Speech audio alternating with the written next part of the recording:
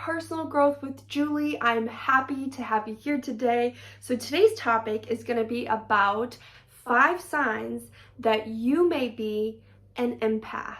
So who is an empath? Well, empath is someone who is highly sensitive to the energies that are surrounding them. Sign number 1 that you may be an empath is you get overwhelmed and drained in large groups of people. So forget about crowds and festivals and parties and all that. All of that may overwhelm you. The reason why is empaths are like sponges. Literally, you're like SpongeBob, just walking around and you suck in everybody's energy, everybody's feelings. So when you're in a crowd full of people, everyone with different emotions and different vibrations and different things that they're going through at the time, you tend to suck all that in, and it overwhelms you because one person's feeling, chatty, extroverted, another person may be feeling scared, and all this drama is happening. So you're picking up on everyone's energy. And that can be really scary and really draining to you. So most empaths can be more of a homebody, more introverted because of this.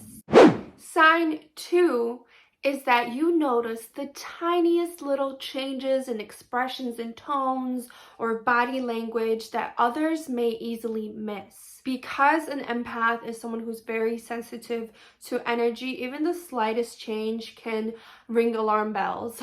So one thing to always keep in mind as an empath is most empaths have low batteries. Because they're like sponges and they soak up everything around them, they get easily drained, they get easily tired, and they go into low battery mode, which is why they like to primarily spend time with themselves or with smaller numbers of people. So as an empath, you really have to protect your energy and really make sure you're recharging yourself and make sure that you are cutting ties with people that are obviously super draining or not doing activities that you know is going to be draining for you.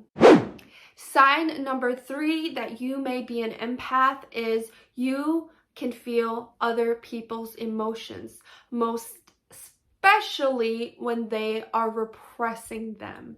Just because someone is not being vocal about their emotions does not mean that they don't have slight changes in body and posture and their tone and just their energy overall. So as an empath, we can be very sensitive to those slight changes, as I mentioned earlier. So repressed emotions for me as an empath is very difficult because it's like a crock pot, it's just like cooking up in there, and you can hear it bubble and you can smell it and it's there, but it's very difficult because the person is not addressing it.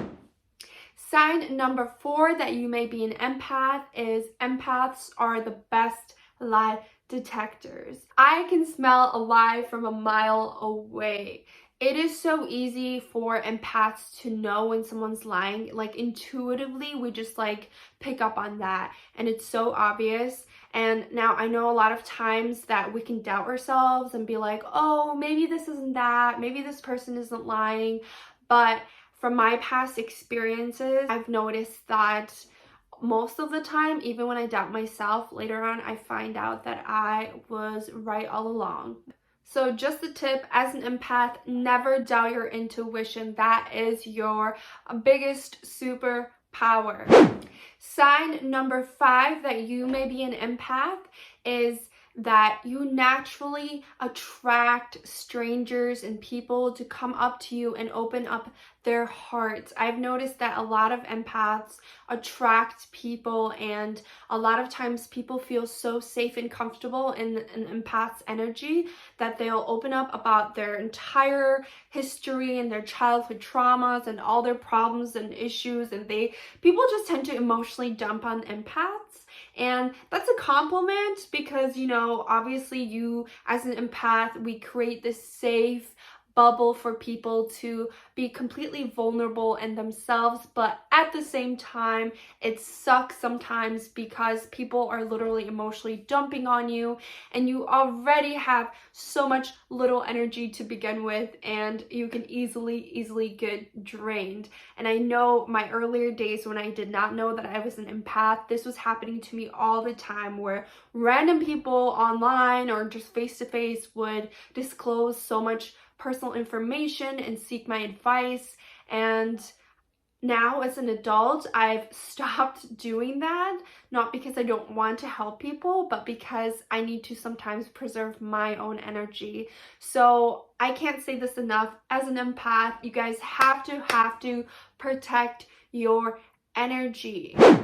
Now, I know I said 5 signs, but this last sign just came to me and I'd like to share with you guys. So if you have been called highly sensitive by other people, like other people might have called you like, oh, you're too emotional, oh, you're too much, tone it down.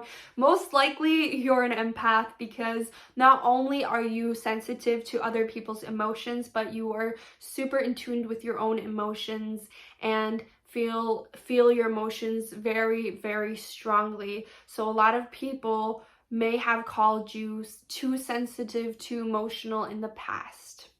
I know that in my childhood I was constantly labeled too sensitive, and it started to pick at my self-esteem, and it made me feel like, oh, what's wrong with me? Like, is it that bad to be sensitive and to feel things on a deeper level, you know? And it made me really hate being an empath.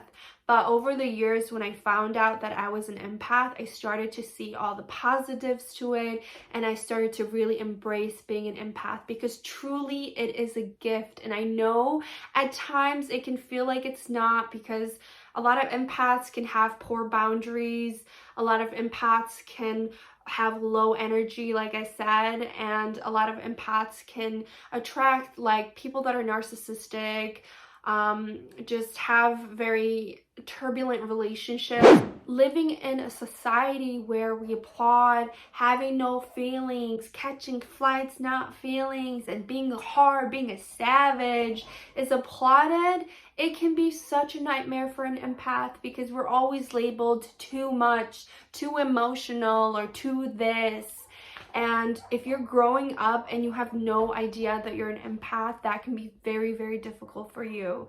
So if you found out that today that you're an empath, congratulations. You found out that you have a gift, not something that you need to fix or something that needs to be different. Now, I want you to use this gift, learn more about being an empath, learn to set boundaries, learn to say no, and really embrace being an empath, because truly it is a gift when you know how to use it. For example, I use my empath gifts to make videos for you guys like this, and also I work in the mental health field as a mental health professional, so I'm always helping people with their emotions and understanding them, because I'm so in tune with it.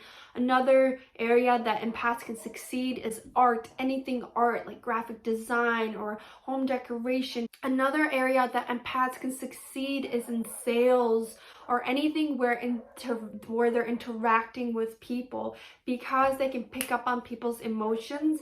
They can easily understand people and give them exactly what they need. All right, guys, that's all I have for you guys today. Thank you guys for showing up for you. If you guys like this video, like it. If you guys liked me, then subscribe. I love you guys so much. Mwah, mwah, mwah. And see you guys in my next video. Bye.